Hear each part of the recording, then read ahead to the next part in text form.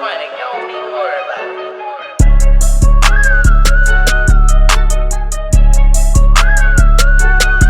Hey, welcome to the Hitmakers podcast, where we got artists, producers, engineers, anybody in the music industry sharing their story.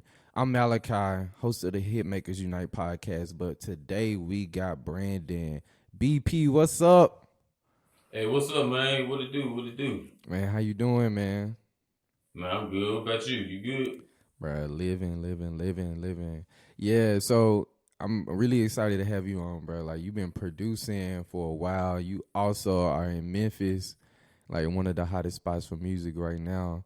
So just introduce yourself. Let the people know. I kind of told them where you already from anyway, but just let them know what you do. Yeah. Yeah, I'm BP, man. I own 17 Productions, a Memphis, Tennessee label. Got a few artists under me. Got projects coming out. And I'm an artist sometimes, but mainly I'm a producer though, making beats and engineering. Nice. So what artists you got under you? Curious about that. So I got 3 artists right now. I have White Mike, Gar, and P Nerd. Okay, cool. Mm-hmm. Man, so this label, bro, that's a big. I mean, producing is just one thing to do. This man got a whole label. So like, talk us through that. Like, how did that come about? So I've been trying to start a label since probably like 10th grade. I never had the money for it. I never like knew how to do it. So for about 10 years, I just studied on how to start a label, like LLC, all the paper I got to do to even get an official label, all the different, like, yeah, it's everything. It's a lot. Then I finally started it back in 2020 when COVID first hit.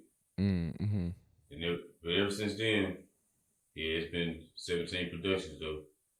Bad. Yeah. So how did you get them to join? Was they already, you was already working with them, or you recruited these artists? Yeah. Nah, so I record people, so that's my side hustle. I record and engineer in my studio. So these 3 people in particular, I've been working with for a minute, and White Mike was the first artist I signed. And the reason why I signed him was because we had a song with the Memphis Grizzlies in like 2015, 2016.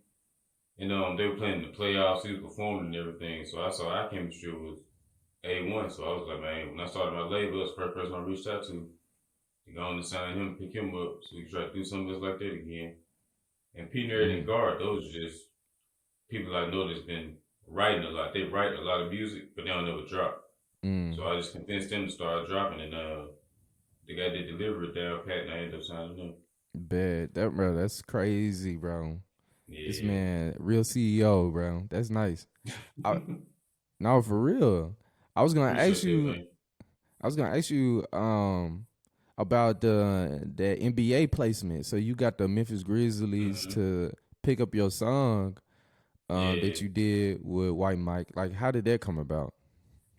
So the power of Twitter. So this was back when I was super active on Twitter, like all the time.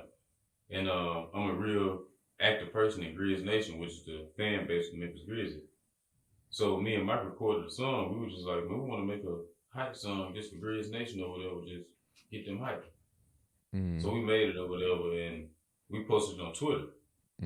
Man, it went ham on Twitter. Like, folks was really messing with the joint. Then it got to the actual Memphis Grizzlies Twitter account, and they posted it. And then their DJ ended up picking it up, and he ended up playing it in the forum, in the FedEx Forum for the playoffs.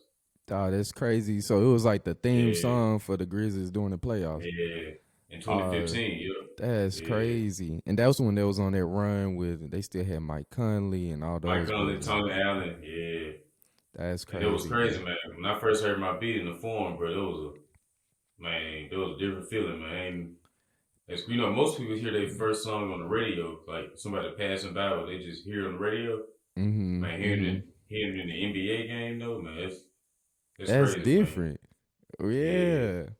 Yeah. So how has that motivated you, like, hearing that, and like, I mean, how did that affect you at that time? Like, okay, you got your song played in the forum during the Grizzlies game, and everybody listens to it. The players, you got the players listen to it. You got the opposing players listen to it. Man, sometimes you probably got the broadcast picking it up too. You know. Yep.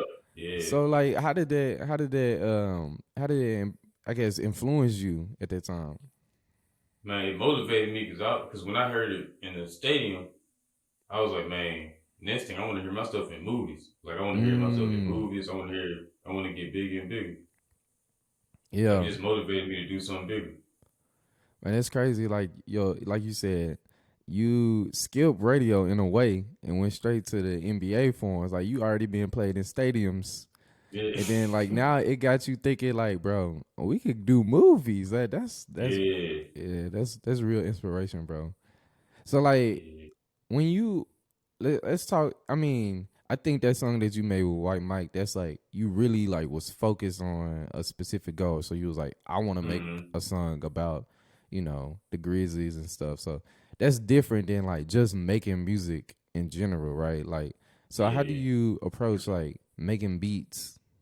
Maybe for artists or just on your own time, not for artists. Like how you approach that? Okay. So on my own time, I make beats depending on how I feel. So my studio sessions by myself usually at night. Mm. And what I do is I go through my day, do everything I do throughout my day. And however Mm. I feel at the end of the day, or whatever happened to me during the day will come out in the beats. Mm. So it's Yeah, kind of so like a therapy then, right? yeah, that's Like, what it is, yeah. yeah, Yeah. it's crazy. Yeah. So, like, what do you start with when you? It just depends, I guess. But like, talk us through that. Like, what do you start with when you start making your beats? So the first thing I always start with is a plain melody. Like I play a melody on, like for me, I play a whole bunch of melodies on the piano or on my keyboard, and I just start playing stuff. And if I catch something that I like, I remember it and then I record it. And after that, I Mm. just build on top of that. Mm. I Mm-hmm. like, Yeah. I always do my drums last though. Drums last. That's Yeah. so. What's your method on that? What's your thinking in doing drums last? So drums, just like my real first music love is drum. Mm. So Mm. I like to say that for that. That's the thing I take a lot of time. I really take my time with my drums on my beats, especially my Mm. hi hats and my sub bass. I use sub bass. I take a lot of Mm. time with my sub bass. Mm. Okay. Sub bass over 808s, right? Is that what you're saying? It depends. It It depends. depends. Yeah. All Yeah, right. Yeah. Yeah. but Yeah. but I do prefer sub bass over 808s though. Okay. Okay. Mm-hmm. All right. So like, um, take us through like, okay. So say you made all these beats. How do you get artists on them? Like you got quite a few placements, and so like Mm-hmm. we may have people listening that they just trying to get one artist on one of their beats. So like, just talk us through that. What's your strategy? So for me, it's about networking. Like you can have bumping music, bumping beats, and all that, and people will hop on them if they like them. But the best thing to do is network with different artists. So that way you have respect with people instead of just people just rapping on your beats, not knowing who you are, not knowing who made the beat. So I like to actually like link up with artists, talk to them, get to know them, see how they feel. They match what I got with what they got, and that's how we start working. So relationship is key. Like so you can like Yeah. always go like you're not just getting one beat placement with them. Maybe you can land like 2, 3, 4. You know what I'm saying? It could be a Yeah. oh, that's good. That's good. So how do you go about building a relationship? You say you like to link up with them, like just hang Yeah. out, like go to like Grizz games. Like what y'all No, doing? no. So how I link up with them, I go to their studio session. Like, say if they at a studio, I hit them up and be like, y'all need something, like y'all need some beats, y'all, I got you. So they'll just let me pull up. I make beats in front of them, or I just bring flash drive with beats, however they Mm, want it. mm, So that's how I like to network. I like network in the setting. I like network in the studio mm, or a music setting. Like say if it's like an event, like a live music event, and it's like a mixer. I mm. link up with them there and like just talk music, talk business, all that there. That's pretty cool, bro. Like when listening to you, I mean, it seemed like you trying to network in a situation where you can prove your worth. Like it's Yeah, like you know what I'm saying. You go into the studio, you meet up with people, and it's like, look, I got it, and I can play it right now. I yeah, got fire tracks all on my computer. I can play them right now. So that or make Yeah, them. You know what I'm saying? So yeah. And that's so what a how lot you of producers do now. They love to what make making them in beats in front of. studio? Yeah. Yeah. So I'm curious, like, do that give you pressure making beats in front of people? What? Yeah. It used to, but now, nah. Like when I first started, it used to take me a long. Well, still, it just take me a long time to start on the beat because I would like not know what I wanted to do. Mm-hmm, But mm-hmm. now I know it. Like if I'm with a certain artist and I know how they feel and I know what feel they're looking for, I know exactly what to do. So I'm pretty ain't no pressure now, but it used to be when I first started though. I see. Yeah, yeah. Mm-hmm. All right, so talk us through like, okay, so you network working with artists, you know what I'm saying? Mm-hmm. You getting placements. Like talk us through because you doing something right now that I think is interesting that you see mostly like big producers do, but you grinding on this right now, and I think it's really cool. You producing your own album like Yeah, completely, like on some Metro stuff, right? yeah. Yeah. So like talk us through how is that going? What is it like? Clue us in. How this going? So I got it's an album called Session 17, Volume 1. And the reason why it's called Session 17 because that's my session, my session. My label is named 17 Productions. Mm-hmm, mm-hmm. And I have plenty of studio sessions in this studio. So that album is basically a compilation of songs recorded in my studio and on my beats. Mm. Something like Nah, almost like a DJ Khaled album, except I made all the beats on there. yeah, real talent. Not Yeah. no offense to Khaled, but No Khaled come offense. with It's the still energy. cold. Yeah. Yeah, he definitely cold. He set the vibe for the track, so Yeah. that's extremely valuable. And Yeah, he I bring think it's everybody more. together. Yeah. The relationships is a talent, bro, because Yeah, he mastered yeah, at that. But yeah, I was gonna say it's more like some Metro stuff. Like I remember Metro. I mean, he be doing collaboration albums with artists yeah, specifically, but like he be coming out with his own stuff too. Well, I know yeah, he for sure. about to drop some, so. Bro, I'm Yeah. excited to hear your album though. Like that's gonna be Thank cool, you, bro. man. When it drop. When does it come out? Ooh, excuse me. September 24th, next Saturday. Oh, bet. I was Mm-hmm. about to say September 17th, but See, it was supposed to come out September 17th, but the distributor, man, it was some ugly stuff happened. I had to wait 7 more days. It was supposed to come out yesterday on the 17th, but Oh, okay. All right, so next yeah, week though, Saturday, yeah, September bro. 24th. Yeah, for sure. Yeah, y'all check that out. Check out his album, man. It's gonna be nice. It's gonna be nice. That man killing with the Sure. beats. All right, so Appreciate that, man. no, for sure. So what's your mindset when you making music? I know you talked about like you do music to kind of like use it as therapy, but what's your Mm-hmm. mindset when making music? Like do some people, I don't know, maybe they looking for the hit every time, Mm-hmm. or like are you just talk us through like what's your goals when making music? Yeah. So my goal when making music is just to invoke feeling. I just Mm. want to, like my beats, when it comes to my beats, I like to put emotion in my beats. Because I Mhm. feel like now it's a lot, like, you know how music used to be like back in the 70s and 80s, how you can feel the emotion when you can feel the soul, like soul music. Mhm. Yeah. That's what I'm trying to bring. I'm trying to mix hip hop and soul and hip hop and R&B. I'm trying to mix all that together to make one new genre. Mhm. So that's my Bro, real goal, trying to make a new genre. Bro, that's pretty cool, bro. Cause I feel like some people just try to make stuff like you can just bob to, you know what I'm saying? Mm-hmm. Like now your head Yeah, to, but like, bro, you really trying to like pull on people like emotions and stuff when you when yeah, you yeah, make your music. And that stuff yeah. stick, bro. Like you saying, like we still know some songs in the '70s and stuff, and like Mm-hmm. them songs gonna be with us forever because they pull on those emotions. So, nah, Yeah, for that's sure. cool. That's cool. All right, so like talk me through like like what software you use. Like this is always a hot topic, like with producers and stuff. So Mm-hmm. yeah, I'm curious. So I use a couple different software. So one software I use FL. That's the main one I use FL. But I use the old FL because I don't like new FL. Yeah, what version? 10. 10. Okay, yeah. I'm old school. I never mm. upgraded. I bought it back in. Man, I bought that back. almost 10 years ago. Mm-hmm. Mm-hmm. You know, NFL got free upgrades every time they make a new one, but I never upgraded. Well, I upgraded once and went back because I ain't like how the DAW was. I ain't like how the interface was, so Yeah. I had to go back. So, like, what about it you didn't like? I'm curious. Just the way. So I like to keep everything the same. So when something change, I like Yeah. spaz out almost. Yeah. So Like, where my stuff at?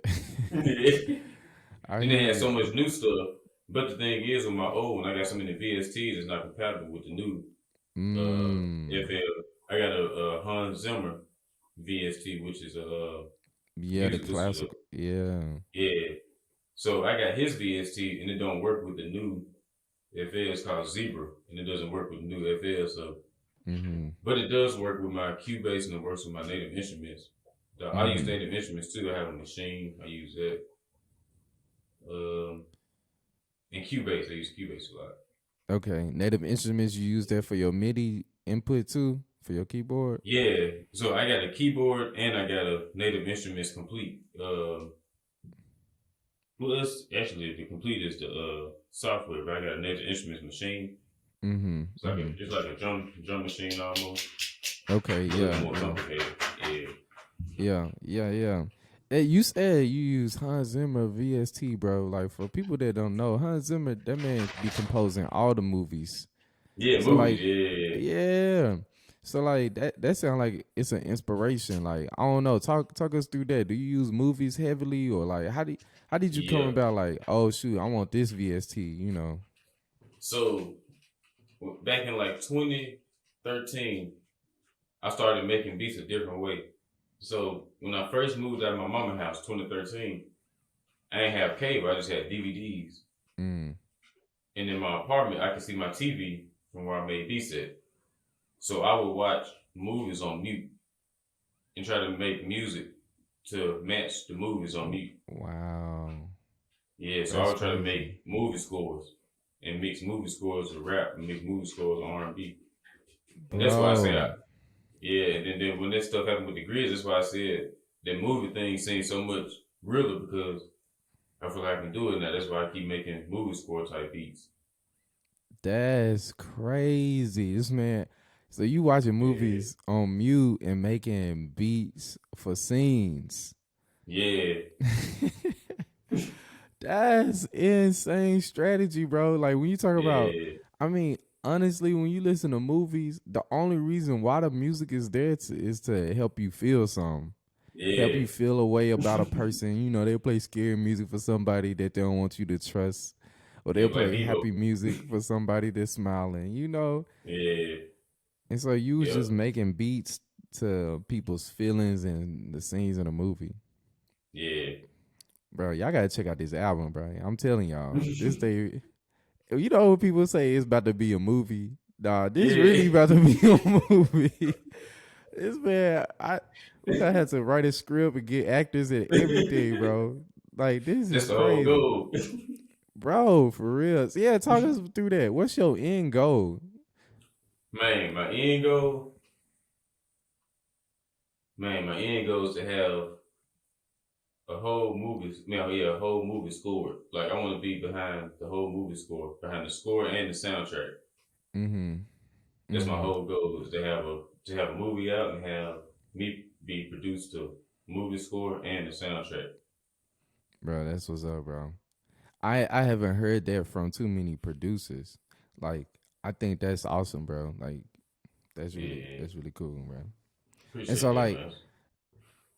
talk about your background though, like, cause I know some, we known each other since forever, bro. Yeah, So I kind of know yeah, your background, but when it comes to like making movies and doing all of this, like composing and stuff, like mm, you gotta have a fair amount of like music talent. I'm not saying that, you know, beat makers aren't musically talented, but I just feel like mm, that's another level of musicality. You know what I'm saying? And yeah, so yeah, like yeah. just talk us through your background, like your music background.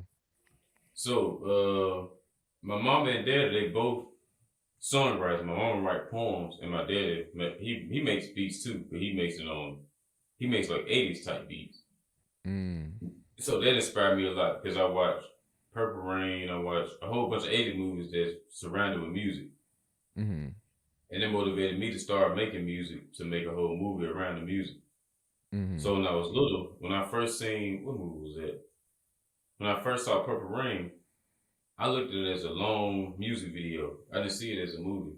Wow. Okay. Yeah. So ever since I seen that, I wanted to do something like that, but have it like more dramatic, like have it like an actual movie, like with real dramatic scenes and all that, and have like real movie score and all that. Mm-hmm. So Purple Rain Prince really motivated me a lot to do that. Bro, that's awesome, bro.